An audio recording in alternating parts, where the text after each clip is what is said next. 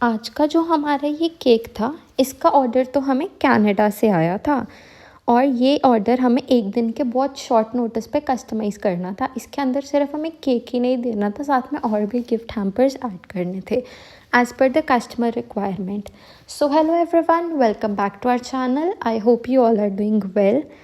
तो आज की हमारी ये लॉन्ग वीडियो में आपको सब कुछ बहुत ही डिटेल में सीखने को मिलेगा, तो कुछ भी पार्ट बिना स्किप किए एंड तक ज़रूर देखना।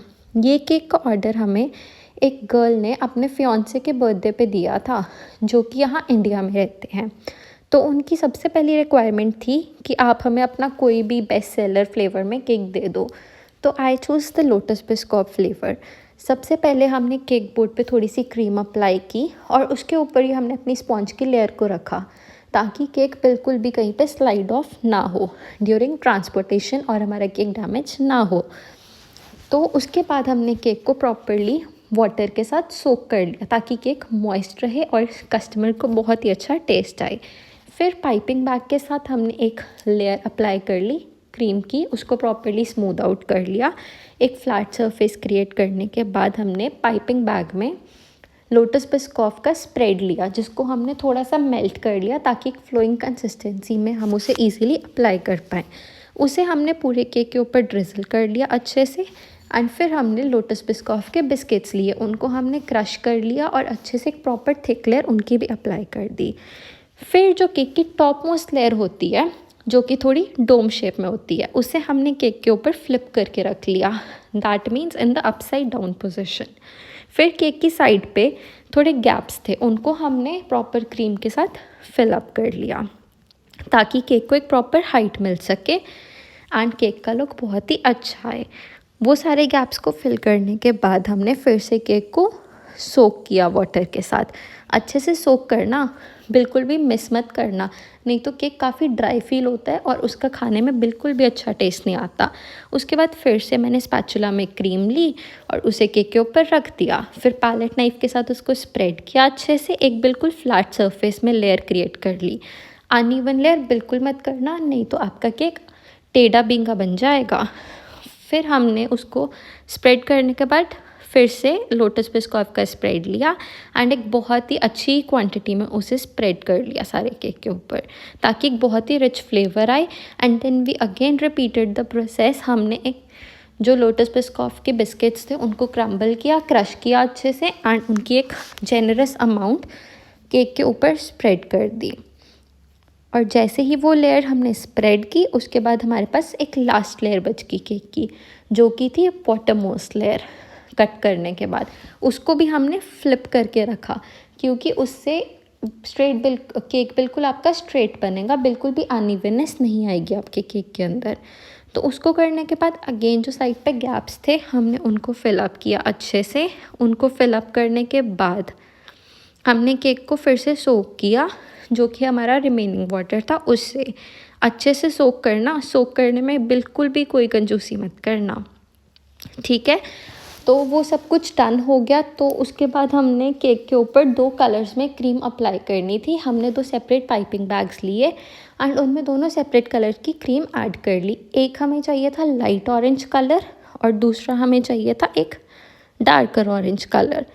तो जो लाइट ऑरेंज कलर था, उसे बनाने के लिए हमने 1 ड्रॉप पीच या ऑरेंज कलर का ऐड किया, जिससे कि एक काफ़ी लाइट शेड ऑरेंज का हमें मिल गया। एंड जो डार्कर शेड था वो हमें जेन्युइनली लाइक 1 ड्रॉप कलर से कभी नहीं मिलेगा, चाहे आप जितने मर्जी ड्रॉप ऑफ कलर्स डाल दो। उससे उल्टा क्रीम क्या है, कड़वी हो जाती है।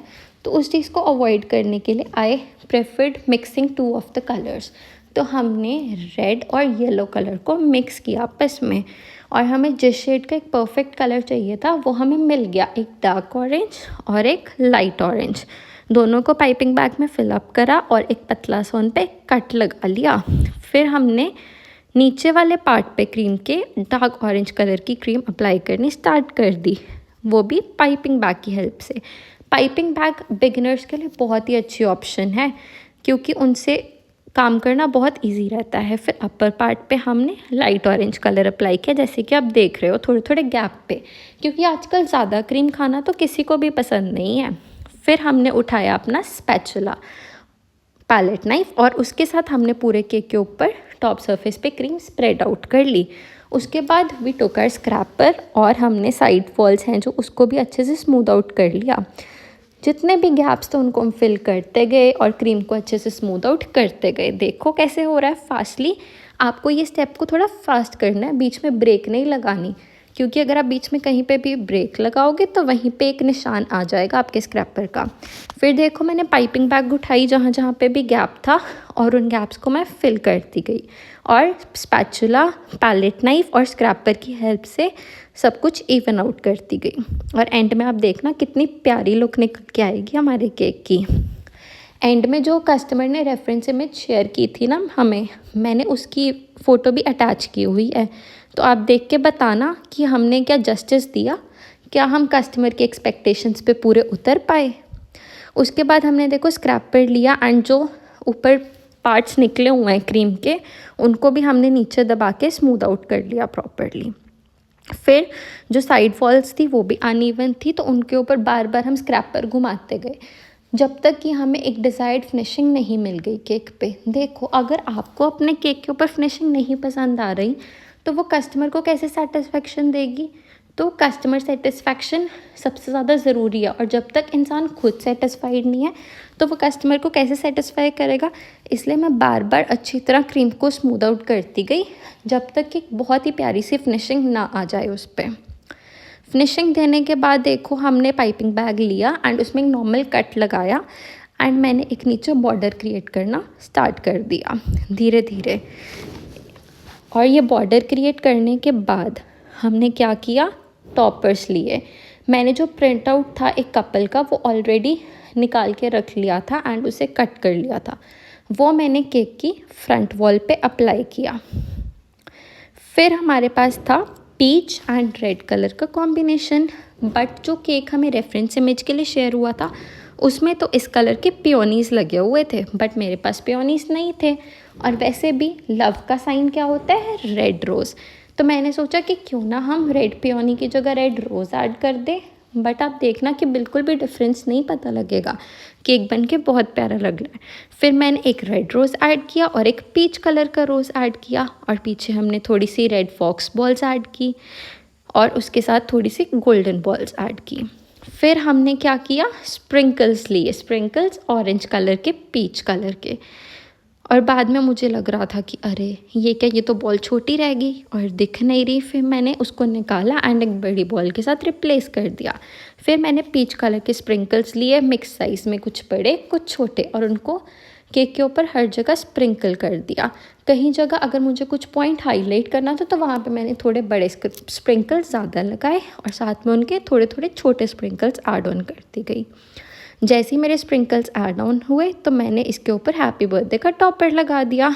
देखो अब आपको ये केक बन के कैसा लग रहा है, लग रहा है ना बहुत ही प्यारा। फिर हमें इसे हैम्पर में कस्टमाइज़ करना था, उसके साथ पे भी रेड रोजेस थे, देखना।